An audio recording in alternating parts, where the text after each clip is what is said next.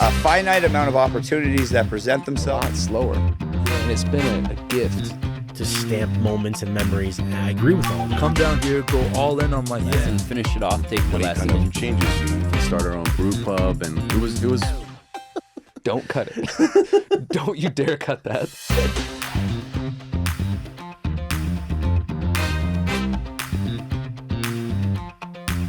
From running a cannabis business in California to kayaking past crocodiles to biking from Alaska to Argentina with no real plan, Matt Cacioppo has lived more lives than most people dare to dream.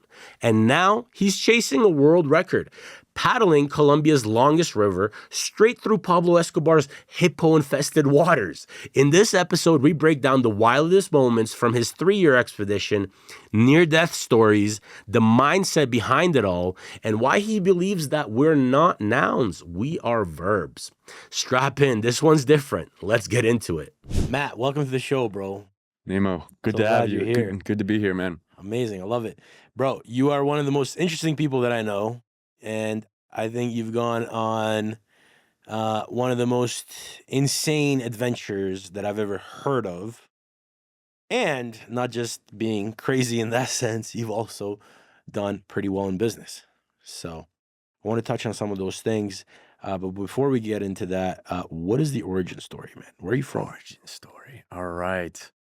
I'm from Fort Myers, Florida. Okay. Yeah, I grew up in Southwest Florida. I am the son of 2 artists, and I want to give them credit for the kind of entrepreneurial route I went. Yeah. Money was not like a focus for them, and I think it became a focus for me at a really young age because of that. Like, just achieve, get financial security. And yeah, that's what I did for my entire 20s, or honestly my teenage years to through my 20s. You started in your teenage years?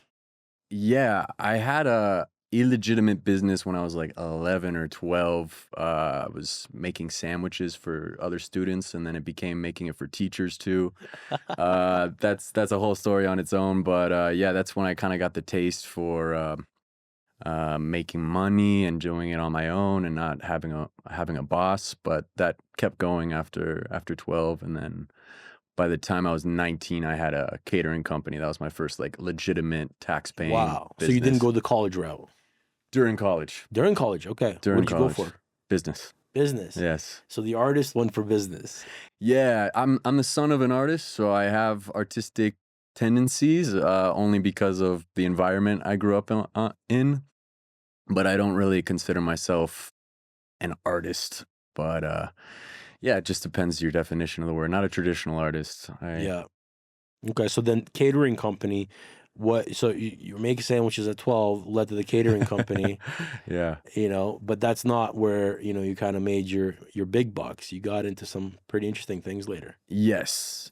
So the catering business was going well. By the time I graduated college, we had a nice little nest egg between my business partner and I. Yeah. And we heard about the cannabis boom happening in California. I was in Florida at the time. And we said, hey, if we can go out there and make some money doing that, one of us should go, and we can start our own brew pub. And it was I wasn't dreaming very big at the time, but we had a certain amount of money that we wanted to make. We thought, okay, this could be a shortcut to that. I volunteered to be the one to go. Yeah. And very quickly, my life changed direction. My career path changed directions because it turned out to be a very lucrative world.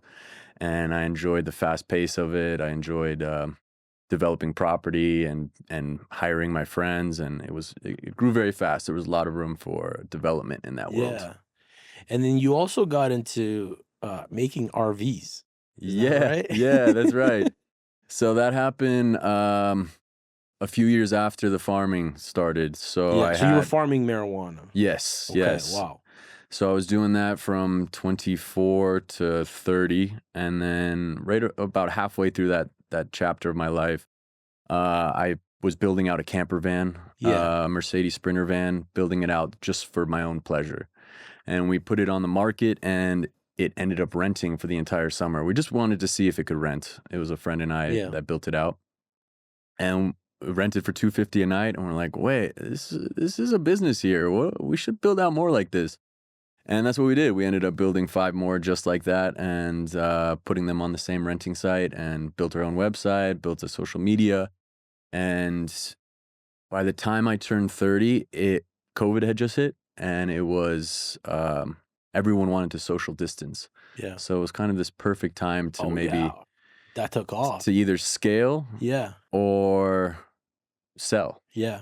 And the cannabis industry at that time was kind of reaching a point where if you weren't going to go super big, you weren't going to be able to make it. And I saw that in the future. So it was a question of, when do you leave the casino? And I had that feeling. I was like, all right, this could be a good time to exit both these businesses. I was also feeling like, okay, I made the money that I always thought would make me fulfilled, but I was feeling a little bit of a void in my life. Like, there's something else out there. Right. And once I sold those businesses, I took a sabbatical that turned into now 5 years now.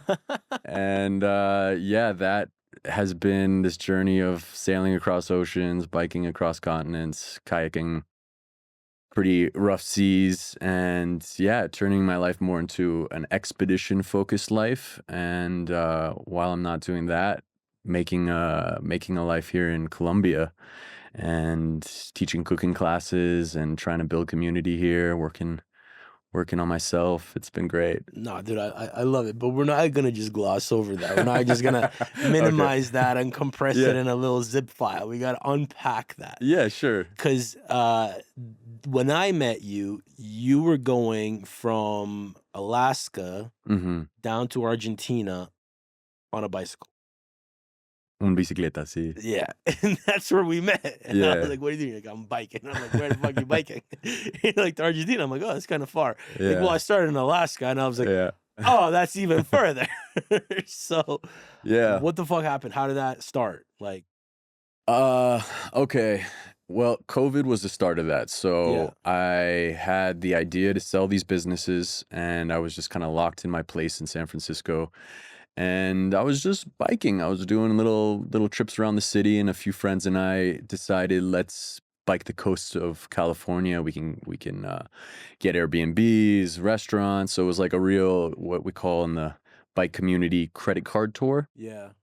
And it was 8 days long. We got all the way down to the bottom of California, and I hadn't felt that alive in years, it felt like. And it was like, wow, this is something maybe I could do after I sell these businesses. And my friends, I said, hey, I want to keep going through Mexico. And my friends were hesitant. They were like, Mexico's dangerous. And I decided pretty much on the spot, I'll just go solo. And this will be the next chapter. And I said in a previous podcast you might have heard, and I don't want to repeat too much, but the idea of going from Alaska to Argentina didn't happen until later on. I was traveling through Mexico, and a motorcyclist actually told me, why are you just going through Mexico? Why don't you go all the way to Argentina? And he was traveling to Argentina, and I had no idea you could go that far.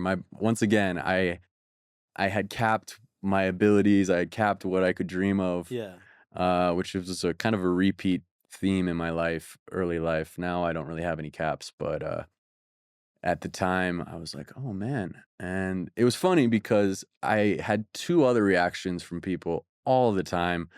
Either shock, like, you're crazy, do you need help, do you need money, do you need a place to stay? Or just also shock, wow, you're living your dream, you're doing something that everyone would want to do. So this was the first time I had someone not give me either reaction and just give me the, like, why don't you just go further? And that was great. That seed was planted in my head, and then it grew to like, if I go all the way to Argentina, I got to start in Alaska. Okay, how do I do that? And fortune just kind of figured it out for me. My bike got stolen, and I had to start over anyway. So I was like, all right, I'm back in California. Let's find a new bike. Let's learn some more Spanish and and get up to Alaska. Yeah. How'd you pick your bike? Did you like know much about bikes? No, or... to be honest with you, I didn't even know how to change a tire when I started this trip. Like I was so ignorant Yeah. to all of the things, and I tend my future expeditions are a little bit more planned, but at that stage of my adventure career, I was just kind of winging it. I was like, I'll learn along the way. I'll get help from people. I like the struggle. I like the discovery process. I think there's something really magical about just doing it Yeah. without a script, without Yeah. Just go. yeah. So um yeah, once the bike was stolen, I realized, okay, a carbon frame bike is not right for all that weight. I need a steel frame bike. I need it was a lot of things because I had so many problems along the way. Yeah. I need to carry more water. That was something I ran into going through the deserts of Baja and just assuming on Google Maps, oh, there's a river that crosses here. I can filter the water and I'll be good. I get to the river, it's dried out. There's no town 40 miles that way, 40 miles this way. No cars had passed me that day. I was dehydrated. I made like a little video that was, it wasn't a goodbye, but you can see the last bits of water in me just kind of like in my Yeah. eyes, if you know what I'm saying. Yeah. So I had some desperate moments on that Baja section that gave me the opportunity to write a list of things I should do when I start again. So what, like, just bring more water? Isn't that Well, heavy? Doesn't that like impact how far you can go? or- absolutely, yeah, just planning around where water stops can be, Yeah. having more water storage. So if I went through many deserts in that 3.5 year trek from Alaska to Yeah. Argentina. So planning around that. Um, yeah, and the type of bike that was a big one. Having the right type of tubes. Um, yeah, learning the basics of bike maintenance. That was Yeah. something very important. It's not a big deal if your mission is just to cross the state or even a Yeah. country, but like once you're crossing deserts and mountain ranges, it's super remote and yeah, it faces different challenges. You got to be self-sufficient. Were there parts that you decided to like walk to like cut across like a shortcut and just take the bike with you, or did you just Uh, do roads the whole way? yeah, it was pretty much roads. There were a couple, like I had this idea, I want to do this whole trip human powered. So if I run into a body of water, I'm gonna buy a kayak and I'm gonna paddle it. And that's what I had to do from Panama to Colombia. Once I got to South America, that kind of ego of I have to do it this way and I have all these like rules for myself, that went away and made my South America experiencing way different. Yeah. I was doing some hitchhiking in sections and getting to experience like more human kindness and less of like, I am an athlete, I need to do this for sport, and more of like, I'm a traveler, I'm curious, I want to taste every fruit, I want to talk to people, even if that compromises this like clean Alaska to Argentina by human power, but totally worth it. Yeah. But now, one step, because I remember this was an interesting one. You went from Panama to Colombia on a kayak. Yeah. So what's involved in something like that? Because that's not like just jump in and go, right? Yeah, well, there's a big section you can't cross. It's the only section from Alaska to Argentina that you can't cross by road. Yeah. So I had two options: hike the bike through the Darien Gap. I was finding people that had hiked from south to north. I would be going the opposite way, which nobody would be doing. Yeah. So I would be doing it alone, and there was just like a lot of red flags, and it would have made my mother and father and other loved ones very disappointed in me if I made that decision. So Yeah, it's very dangerous, right? it's, yeah, super dangerous. So instead, I went to Facebook Marketplace, Yeah. found a kayak, a two-person kayak, talked to some locals in the marina to figure out if this was the right season, and I was fortunate it was the right time of year to go. And yeah, I just went to the supermarket, got a bunch of beans and pasta and rice and things that I know could sustain me. Bought a big 5-gallon jug of water, wrapped the bicycle in plastic wrap. Um, and I didn't even like have time to like test it out. The first day it touched the water was the first day I was off. And it was one of the harder days because I was going against the currents and there were big waves and the wind was not in my direction either. So I'm just paddling, paddling, paddling, and I'm going like 1 kilometer, 1.5 kilometers an hour. I'm looking at the shore and I'm seeing like an old lady seashelling on the side of the shore and going faster than me. And I'm like, Oh wow. I don't know if I'm going to make it in a month. This might be a few months. And I had only food for a month. So, yeah. I mean, that was the start of a 22-day expedition. So And how it took 22 days? yeah, 22 days. So where did you like? You just like so. What did you do? You get off land. You go a little bit, then you go back to land, sleep, then you restart, or Yeah, exactly. So there's a series of islands off the coast of Panama yeah. called the San Blas Islands. Okay. There's about 400 of them. Yeah. 90% of them are uninhabited. Yeah. So for the most part, I'm sleeping on islands with no other people. Holy fuck. And the smaller islands, I would have to set up my hammock because the water would rise and the island would disappear. So I had a few instances like that where I'm like rolling in my hammock and I reach down, I'm touching water and I'm looking around. I don't see land anywhere. I'm like, wow, I am living a wild life right now. This is pretty cool. What the fuck? Yeah. So yeah, either islands I would stay on or the beaches, depending on like the coast was really rough. So there's a lot of surf, a lot of coral. Yeah. So it was really hard to dock. There were nights afternoons where I couldn't find anything for 2 hours and then I'd have to just kayak into the night because there was no cutoff. But eventually I ran into like the indigenous communities and they were super helpful, arms wide open. They loved having a crazy gringo in their tribe. Oh, And yeah, I had a lot of food supplies they had never seen before. I had my like coffee grinder. I was kind of this like coffee snob. Yeah. So I brought my grinder and my B60, my V60, and my bag of nice coffee beans. And then I also had this little camper stove with a burner and they had never seen a propane burner like that. So when I turned it on, they were just like, "Whoa, this guy's got some witchcraft." And I'd boil water, and they're just like, "What is he doing? What is he grinding there?" And then yeah, I'd share my coffee. Well, I realized I'd have to share my coffee at this point. Like Yeah. I was like so ready for the first sip, and then I just saw everyone staring at me, and I'm like, "All right, pass this around." So They were yeah. hyper as fuck that day. Yeah, the first one I handed it to was this little kid because he was like right up my shoulder. I'm like, "Here, you want to try this?" And it was just like this little naked kid. And he took a sip of it and just spit it everywhere. And everyone was laughing. And that really set the tone for Yeah. like the rest of the day with that tribe.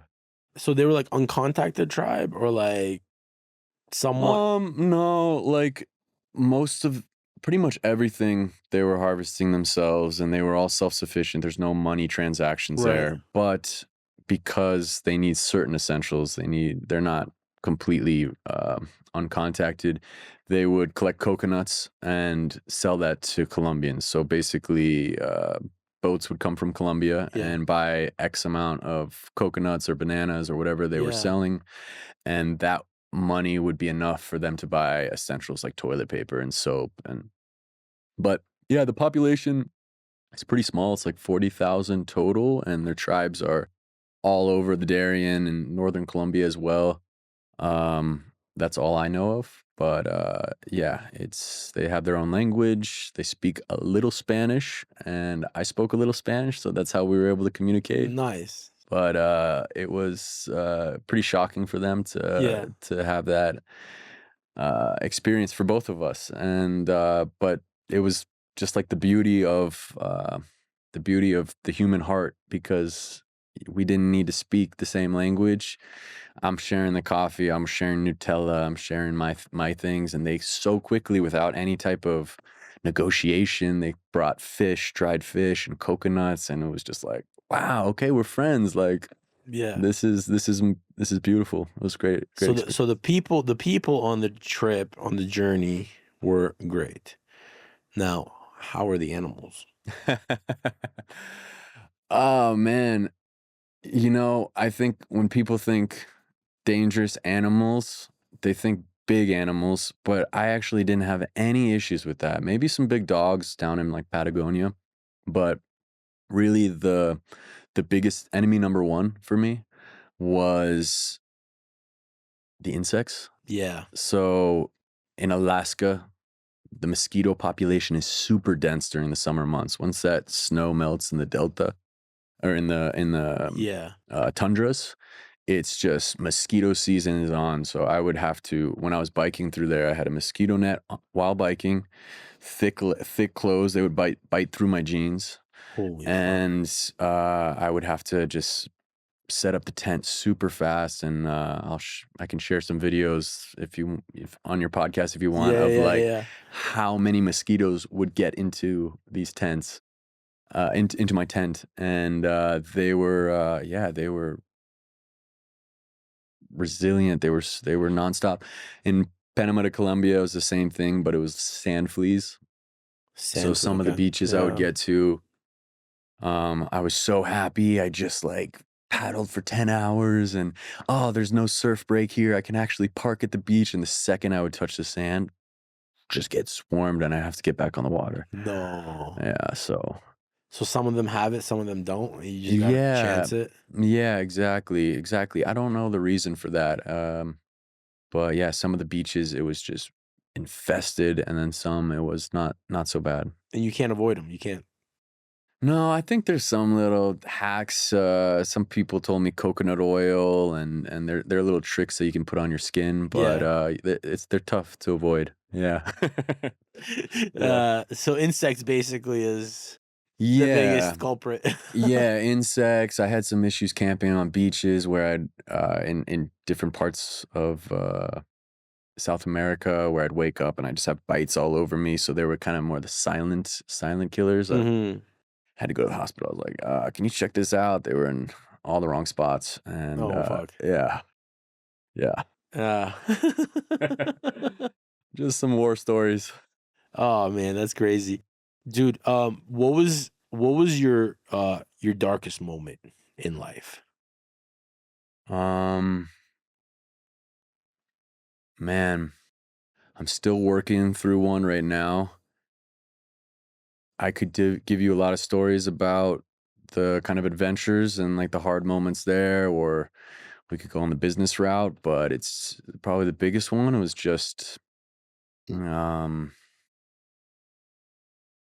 self-love. I think from such a young age, having the achievement thing being priority one, and like, this is my value, and needing validation. Yeah. Those were things that were things that took me a while to realize that, just to just love myself for who I was. And specifically a 10-day moment that brought me over that edge and helped me on the journey I'm on now. I'm still not fully there. I've got these moments where I'm like, someone validate me for what I'm doing right. I've got those moments. Yeah. But I did a silent meditation retreat for 10 days. And that was where I really had to stay with myself. And they have really strict rules: no eye contact with people, no reading, no writing. You're fasting. So for 6 hours a day, you can eat breakfast and lunch, and then the rest you are without food, which for normal people, okay, he's complaining about that. But I had biked to the retreat, so I was used to putting down 5,000 calories a day. I was going to sleep with a Snickers in my mouth, waking up and eating food. Like, I was just a food machine. That was my gasoline, right? So that was another aspect. And man, I was breaking every single day. I just didn't give myself the option of leaving at that point. I had committed to that, and that was, the question is, the hardest moment was, that was the hardest moment to get through, and gave me a lot of a better understanding of how to myself and how to control the noise, control the thoughts, the monkey mind. Oh man, yeah, that's a heavy one. I think I was 18 when I first read The Power of Now at Cartole. Yeah. And that completely changed my life. Mm-hmm. It and you know, not that you have to be perfect at it and have like perfect Zen silence all the time, but just the fact that you're aware Yeah, that exactly. it's not always you that's doing the talking. Yeah, and Untethered Soul, that's another great book, Michael Singer, and kind of touches on those things as well. And yeah, I don't think it's something you can just read and learn. I think it's something you need to put into practice every Yeah. day and apply it to your life, because that monkey mind, man, it doesn't stop. It doesn't stop. No, absolutely, dude. So you're going on a new adventure now, right? Yes, sir. You're gonna do a world record. Yeah, I'm gonna attempt a world Attempt a record. world record. Yeah. How does that work? What is happening? Anyone can do it. You just need to apply to the Guinness Book of World Records and pay a little fee, and they'll accept you. And then if it's a cool world record, they're gonna put you in the book with a picture, and your story will be highlighted. But even if it's not a cool record, it's world record. It's you will be in the history books. It'll be documented. It'll be documented. Yeah. Right. Yeah, it's something new to me. It's a new sport to me. I'm constantly trying to. I never wanted to be identified with one sport, or as a businessman, or as an American, or any of those things. So I'm 35 now, and a big mission in my life is to help people, but also inspire people. And I think people have these blocks and these bubbles that they put themselves in, and I've been guilty of that at times too. But yeah, this mission is not only to show that you can do this river. That's the expedition I'm going to do, but that you can be a complete beginner at something, and that's what I am. I started 3 months ago, started training, and I'm attempting the longest river in Colombia from source to sea. So it'll cover pretty much the whole country. Wow. Yeah. What's that journey look like? How long does that take? It's really hard to say. The rapid section, which is going to be extremely intense, and what I've been training for 3 months, I'm thinking that'll take 7 days. And then there's a lot of dams that I'm going to have to cross. So being that they're privatized, down, or what do you rappel? being that they're privatized, yeah, man. I mean, I love those two ideas. Yeah. And like, jokes aside, I would have considered those, but I'm going to have a kayak with me, and that thing is heavy. It's going to have all my dehydrated food. It's going to have my camera equipment. It's going to have a lot of stuff. So that's not an option. I'm going to have to hike around the dam, and some of these dams are private. So I don't know if it's going to be a 2-mile hike or a 15-mile hike. I don't know if I'll be able to carry all this stuff in one go, or leave some stuff and come back. So there's at least 2 dams I know about, but I've heard they're building more. Those could add a week or 2 to the trip. So to answer your question, maybe a month and a half. Yeah. Wow. But we'll see. I'm going with the currents this time. It's not like Panama to Colombia. So I'm optimistic. I can probably pull 100 miles a day once I'm cruising without any rapids or dams to stop me. But there's a lot of challenges in this. It's a lot of things I can't really plan for. There's a hippo population I'm gonna have to pass. Pablo's hippos? Pablo's hippos are in my route. They're right in my road. Yeah. So oh my God. And they've kind of created this community on this island by Onda. Yeah. Am I pronouncing that right? Onda? The town. Yeah. A town that is kind of the start of your drive up to Bogota. So I'll be alone through all that. I have some friends coming for the hippo part. I don't know if they are coming to cheer me on or to watch something crazy happen and document it with their phones. Maga eaten. Yeah. But yeah, that's gonna be one of my moments for some support, which is nice. I'll probably take a rest day then. Nice. Eye it out, suss it out. I don't know if hippos are active in the day or the night. I gotta figure that kind of stuff out. Wow, that's and they're not just regular hippos, they're Colombian hippos. Yeah, so, yeah, they might have different tendencies, They've adapted to Colombia, but they they came from Africa, man. They were brought from Africa and just released after Pablo went. Yeah. So, What a crazy thing that is. Hey, Yeah. imagine you just yeah. I'm gonna bring these giant animals here and they're just gonna spread. Yeah, man. I think Instagram heard me talking about this one too many times, and now it's giving me these like horror videos of motorboats on the Nile River getting chased by these hippos with their mouth open like this. And I'm like, please tell me this is AI. Please tell me this is not real. Holy fuck. Because my kayak is not that motorboat, man. I'm gonna be paddling my booty off, but yeah. Oh man. So, well, once you conquer that, I think, you conquer the insects and then the hippos, and I think you're pretty much. I would love to say that is going to be the biggest hurdle or the hardest one, but the most unknown is in the end. So if I can get through the rapids and past the crocodiles and the hippos and the bugs and the water depletion, all the things that are likely going to come to me. It's the last section where there's a lot of paramilitary and a lot of activity. I know some friends that have traveled through there and bike, and none of them have gotten through without being stopped and searched, and things were taken from them and turned around. So granted, they're on the road. I'll be on a different highway. I'll be on the river.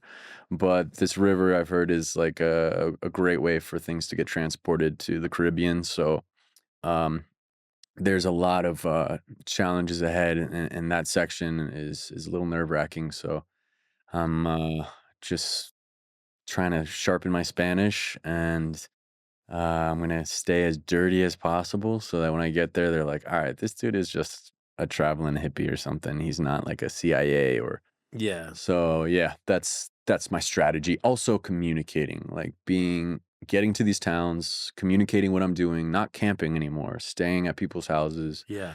That's going to be key to success. Yeah. Okay. So no more camping. It's like a 300-kilometer stretch. So maybe 3, 4, 5 days, I'm going to have to stay in homes. And then after that, there's the final stretch to Barranquilla, and that's where I'll finish. And there'll be a parade waiting. No, I don't think anyone will be there. Maybe my girlfriend, and a buddy who's helping me with the filming and editing of this. He's talking about meeting at the end, but it's just hard to say when it'll finish. Yeah. No, that's amazing, dude. Wow. Bro, so you've done a bunch of stuff. But I always love to ask this question. Who was the biggest influence or mentor for you in your life? Ooh.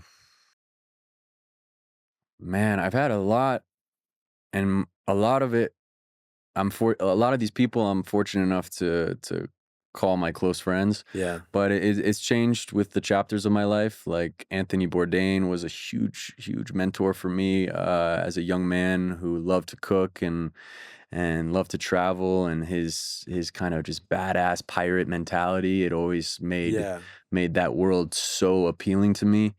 And then my father, he's both my parents, but my father has always been an inspiration to me.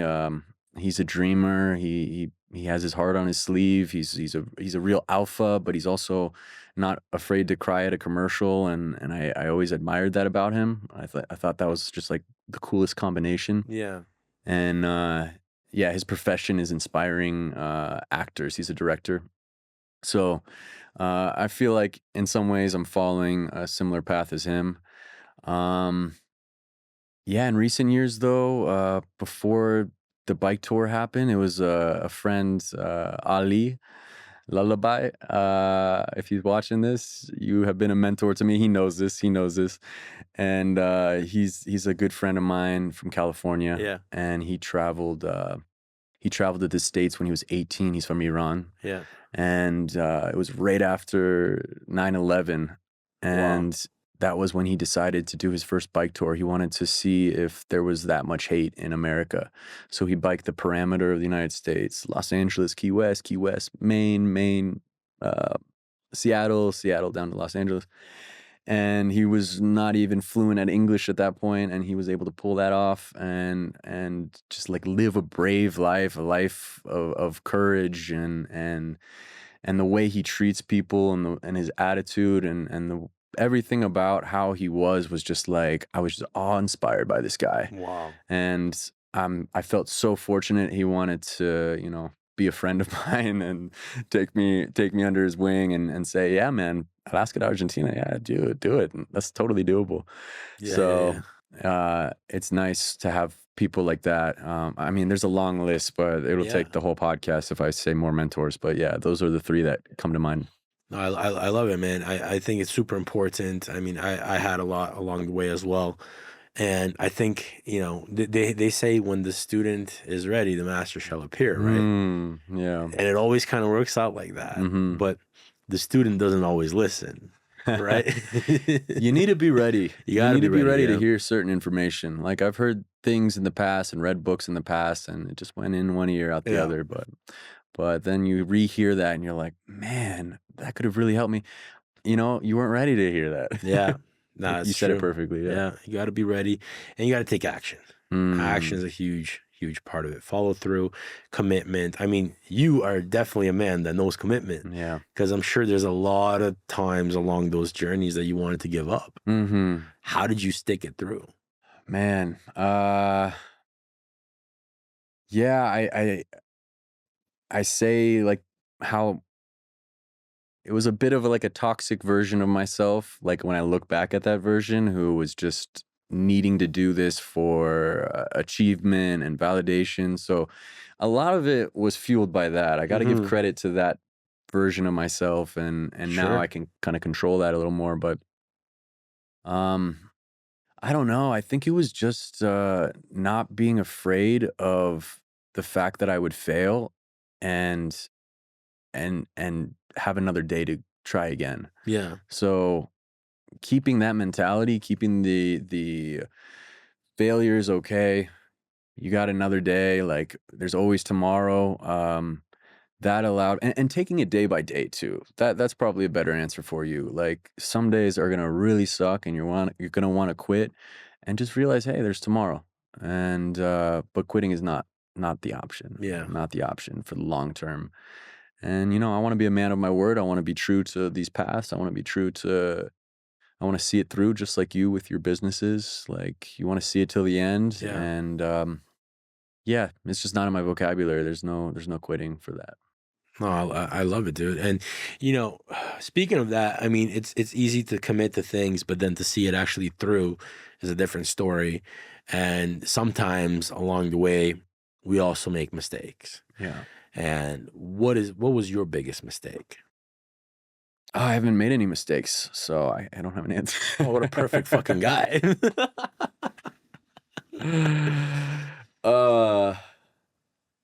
Yeah, the ego gets in my way a lot, thinking I know better than other people. So that's a big mistake. Like ego, yeah, knowing when you're wrong and apologizing and accepting that other people are right, and I've gotten really quite good at this. My girlfriend might disagree with me on that, but no, just being humble and really curious on other people's way of thought and perspective. And it's a mistake to think you know better. Yeah. Even if you are a master of a craft, man, I'm living in a different country. Like I'm most of the time the stupidest person in the room, or at least the one that can't understand the language the best in the room. So you learn to put your ego aside when you're in those situations X amount of times, and then all of a sudden you're like, wait, this is kind of a superpower. Oh, bro, absolutely. I drilled Kevin Trudeau's "Your Wish Is Your Command" for like my 20s, and I still listen to it at least once or twice a year. It's like my go-to. And the reason for that is because in there he says, master the basics. And I thought of it this way. I said, I always like admired people that could like, quote books Mhm. or, famous authors, or like, like they read the Odyssey and they could be like, hey, when this guy was in this challenge, he did this. I always thought it was so cool. So I figured, if I read 100 books, I'm probably not going to remember any of them. Mhm. But if I stick to like 10 books that I really know, Yeah. and I can like cite like, hey, in chapter whatever they talk about this, I think this would be more useful. And in that he talks about like master the basics, right? Bruce Lee says it all the time, or said it. I don't fear the man that knows 10,000 kicks but practice only once. I fear the man that knows one kick that he practiced 10,000 times. Yeah. And I think part of mastery, the way that they say it, or Kevin's explaining it, he says, when can I stop learning about the basics? He says, you can stop learning about the basics when you know it so well that you don't even think about it anymore. Mhm. But the funny thing occurs when that happens, because at that point, you're going to love learning the basics so much that you're never going to stop. You're always going to be fine tuning your craft. You're always going to be attuned to like, how did you do that? How do you know that? And I noticed this from old men. Old men ask the best questions. Yeah. And they pretend like they don't know fucking anything. And you feel so important when you explain something to them, but you don't even understand the game they're playing until you really look into it. And you're like, man, this guy, like, he knows so much. He's 85 years old and he's asking me my opinion on this when he probably already has 300 opinions, but he's just collecting another little piece of mastering the basics. Yeah. Another great benefit to that is you can get people to like you quite a bit when you ask those questions and make people feel important and feel special.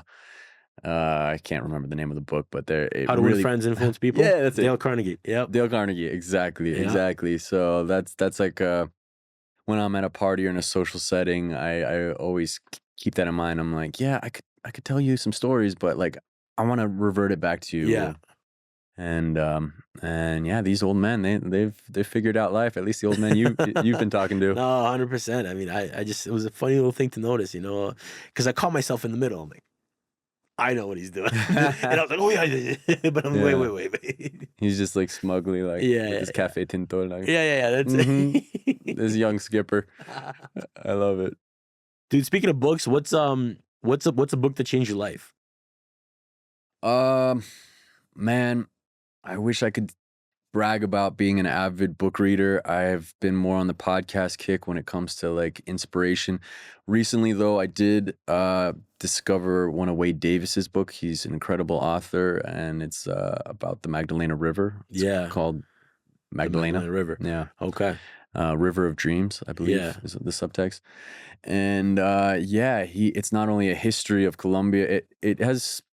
It's following the river, but it's really a history of Colombia. It's about how Colombia is not a violent place. It's just been plagued by violence. And it painted this incredible painting. Like his words are art, and it's very visual the way he talks and writes. And he's a bit of an adventurer himself, and a good friend of mine suggested that book when I started talking about the Magdalena River. I think Lonely Planet as well.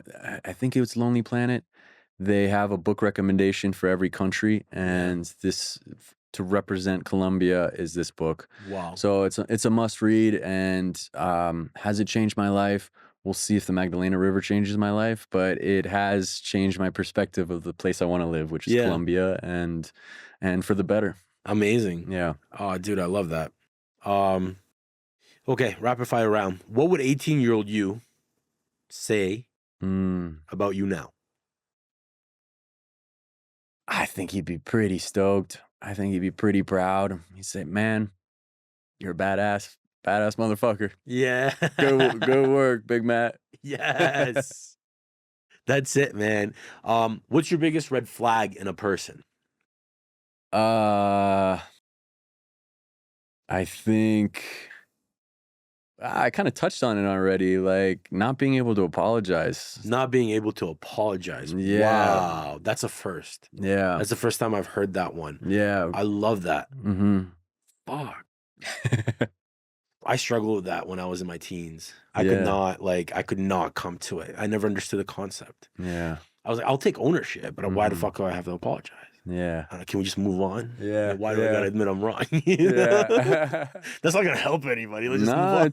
it's so easy to defend, Yeah. but just like, okay, I did something to you. I gotta like validate people. Like it's yeah. Admit when you're wrong. Yeah. Powerful. Best money you ever spent? Mm. Bike or kayak? No, I'm kidding. No, funny enough, it's a kayak because all right, so it's my first paycheck from a real job, right? I had the sandwich company, but when Yeah. I got my first job, I was 13 years old. I was working at a supermarket. I get this paycheck, and one of my coworkers had a kayak, and I bought the kayak with the paycheck, and I had enough money to also buy a lobster because I was working at a supermarket. And I remember coming home, and I'm like, "Mom, Dad, I don't need a ride to school tomorrow, and I'm making my own dinner. I'm an independent man. I got my first paycheck, so my parents and my sister, they had their regular meal, and I had a lobster. And then the next day, or I don't know if it was the next day, but the days to come, I brought the kayak to the water and kayaked to school. How the fuck did you? Oh, Fort Myers. Okay. Yeah, we have this Yeah, yeah, river yeah. called the Klusahatchee. Okay, and, yeah, yeah, yeah. it was just a few miles away at my school. Yeah. That kind of foreshadowed a little bit of Yeah, Big Matt now. I have a few little foreshadows on the early days. Yeah. What's one belief you've changed your mind on recently? Mm, mm, man, the validation thing still comes up. Like, Yeah. I'm not gonna say that I've changed the meditation practices had really helped that, but I've got an amazing partner, and she's really been shining lights on not just validation, but just like self-love and self-awareness. A lot of the times it comes from just I don't know where it came from, but yeah, just accepting who I am and not who I am because of these achievements. Hmm. You get so wrapped up in these identities based on Right. how much money you made, what you accomplished, and then you're like, wait, I need to love this thing Yeah, yeah, as yeah. is in its raw form. I got a big heart. I got some jokes. And yeah, I do well for my body, and yeah, just kind of accepting that. So Yeah. that's been something I've been changing my mind on over the past couple years. It's been very Amazing. important. Yeah. Dude, I love it. If you had 60 seconds to leave a message for the world, what would it be? Get out there and do it. I don't know what you're into, but stop being scared. We're not nouns, we're verbs, we're things of action. Go get your heart broken. Try to do something that scares you. Do the questions you've always wanted to ask, the questions you've always wanted to ask. Push yourself, and you're gonna survive. You're gonna survive. You're gonna be better. You're gonna grow. So I really encourage everyone, including you. You're living a pretty do it life, but yeah, stop hesitating. The time is never gonna be perfect. Just now's the time.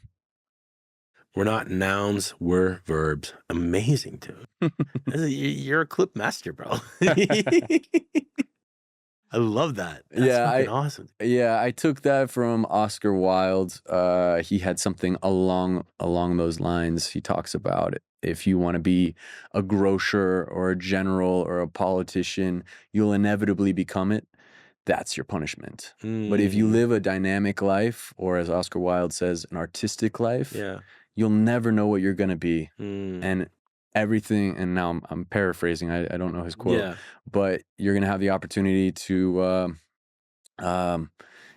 live a life that's ever changing, and I don't feel like I have one purpose in life. I feel like I have so many purposes, and some of them are just chapters. Some of them are just like the Magdalena, just a 6-month part of my life. Yeah. But it's certainly my purpose right now. Absolutely. And I think there's so much beauty to that. So don't put a title to who you are. You are many things. You do things. Do things. Beautiful, dude. Bro, how can people connect with you? How can they follow your journey? It's been very difficult to connect with me through social media the past year. So if you follow my account, you're not going to see much. But starting July 1st, I am going to change that with You the said help, it on camera, so with the help of this podcast, with the help of my incredible assistant Manuela, with the help of a few other friends. We're putting together videos of all the footage from the past few years and footage from this Magdalena trip. And I'm also trying to make a little documentary on this Magdalena trip. So hopefully that'll be available. But yeah, follow me at my Instagram page at Matt Cacioppo. That's my name, Matt Cacioppo. And like and share and all that shit. All that shit. brother, thank you so much for coming on. It's been a Dude, real thank pleasure. you. Yeah, this has been amazing. Thank you so much. Bro, I can't wait to see you back. We got to have you back on after the Magdalena trip Let's do it. and do it more focused on what was the journey like. I'm committing on camera now too. I'm so down to see more of this documented, because one thing I love about you is you just go and do it. One thing I hate about you is you don't fucking show it. So I'm like, fuck, I gotta wait until this guy comes. Because I'm like, yo, Matt, you alive? And sometimes you reply, sometimes 3 days later, yo, bro, I was Yeah. almost eating my I'm hippos. working on that. So, Yes. but brother, thank you so much. Yeah, thank you. Absolute pleasure. Yeah. And until Next time. peace. Peace. Nice. Wow. bro. That was great. Fucking awesome. Yeah, that was... From biking continents to dodging Pablo's hippos, Matt Cacioppo reminds us of what happens when you stop waiting and just go. No blueprint, no safety net, just curiosity, grit, and a hunger to find out what you're made of. If you take anything from this, let it be this. You don't need permission. You just need to move. And as Matt says, you're not a noun, you're a verb. Until next time, this is Nemology.